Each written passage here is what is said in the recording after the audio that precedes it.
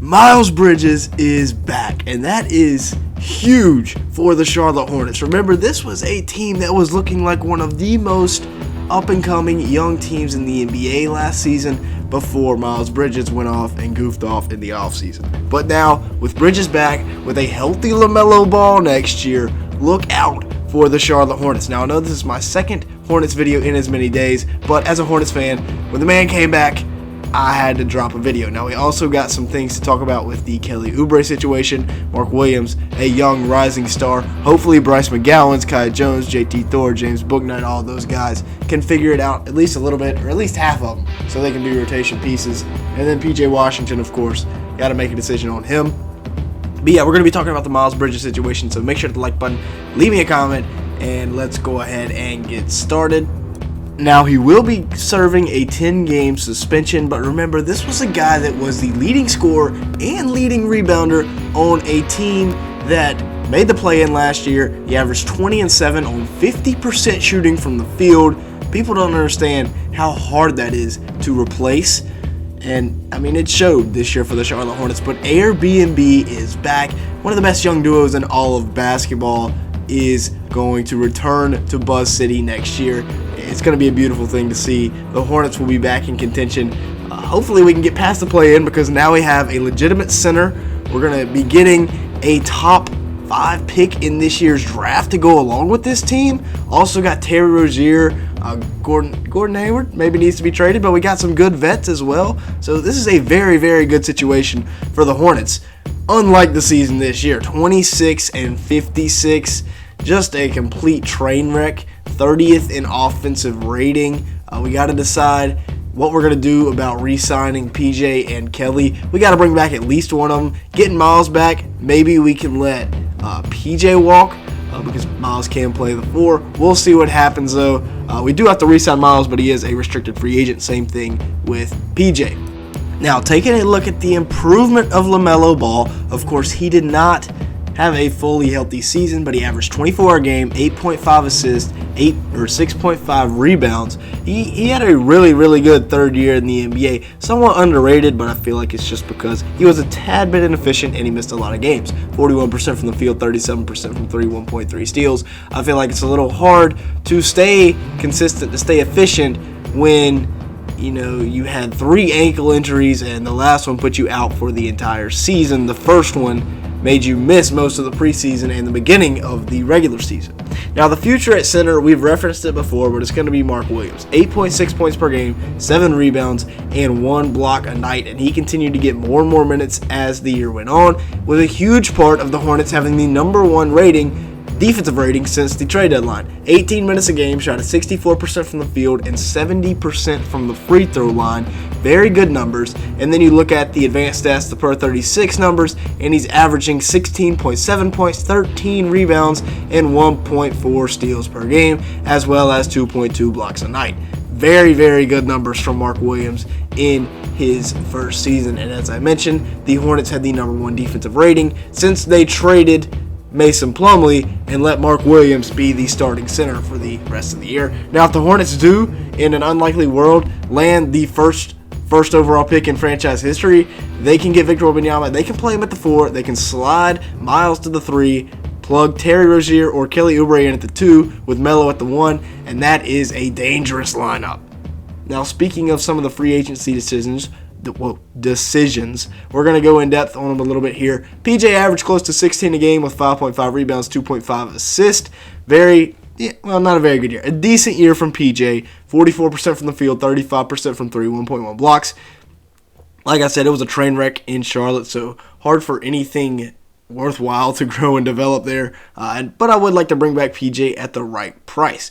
Miles staying home, that kind of, it might take PJ's spot away, but if he would like to come back at a reasonable price, I'd love to have him back. Kelly Oubre, 20 and 5 this year, really, really stepped up, although he was inefficient, kind of a shot chucker, 43% from the field, 32% from 3. But like I said, hard to be efficient, hard to stay consistent in this Hornets organization this year because it was just a train wreck. Same thing with Kelly. I want to re-sign him for the right price. If he wants something too much, that we can't offer him, then we're going to have to either move on from him or move on from Gordon Hayward.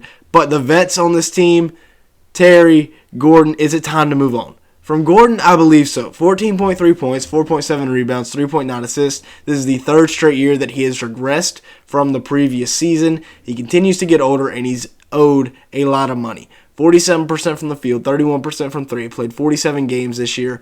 But as I said, Lord, he is owed so much money. He's owed $60 million, well, $30 million next year. That's the final year of his contract. If we can go ahead and dump him cheap, then I'd love to do that. If not, we'll just ride it out for the rest of the season. Scary Terry, 22 points a game, 4.2 rebounds, 5.3 assists per game this year. He's a guy that I'd like to bring Terry back. Even though he is getting up there and even though he's owed a lot of money, 42% from the field, 33% from three, 36 minutes per game. I like Terry. He's a very, very good scorer. Microwave guy off the bench. And even though he's owed, 4 years, $96 million, now it becomes 3 years, $72 million. He's owed a lot of money, but we got to bring him back. He's a guy that, it's not like we have to re-sign him or anything. We're gonna keep him for next year. I feel very confident.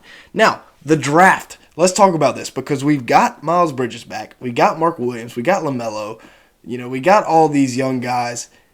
We're going to get one more. We're going to get a top 5 pick in this year's draft. It's probably going to be one of these guys. However, instead of Nick Smith Jr., probably put Jarace Walker there because those are the top 5 prospects other than the man, the myth, the legend, Victor Wembanyama, who, if we do luck out, get the number 1 overall pick, love to have him. If not, I'd like to see Scoot Henderson in Charlotte. That's a guy that he can play the 2 off rip. Let Scary Terry come off the bench. And at the end of the day, he can replace Scary Terry. Or we get a Brandon Miller, another very versatile wing. Play Miles at the 4, Brandon Miller at the 3 with Terry at the 2. You got Mark Williams at the 5. I think that's a very good possibility. And then Azor Thompson or Cam Whitmore, either one of those guys at the 2, would not mind that at all either. However, Amen Thompson does not look like he's going to work out here in Charlotte with LaMelo Ball on the team. Now the youth, the young guys that we still have that we're hoping can develop, we've talked about Mark already, but Kai Jones, JT Thor, Bryce McGowan's, James Bouknight, all guys that we are hoping can become rotational pieces at some point in their careers. Again, it is very early for them. They're still very young, but we're hoping that Bouknight especially, we spent a lottery pick on him. We spent 2 first-round picks really on Kai Jones because we traded back into the first round, spent a first-round pick on him, and we traded a first-round pick to get that pick from the Knicks. Not looking very good right now, even though I was very high on Kai going into the draft. Bryce McGowan's, he's actually looked the best out of any of these guys, other than Mark, at being a long-term rotation piece. So if we can get 2 of these guys, not including Mark Williams, to be rotation pieces, I think that's a dub. Now, we also have the Nuggets pick as well as 3 second-round picks, so we have 5 first-round picks this year, mid-20s, or not 5 first-round picks, 5 picks. God, if we had 5 first-round picks, holy cow.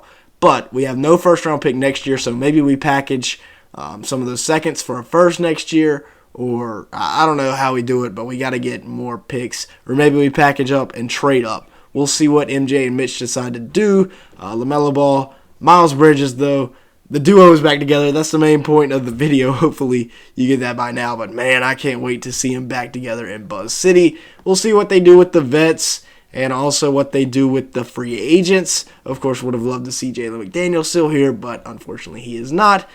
With that being said, that's going to be it for today's video. Thank you so much for watching. If you made it this far, make sure to like button and leave me a comment down below, as it really helps us out in the YouTube algorithm. And yeah, with all that being said, thanks so much for watching today's video.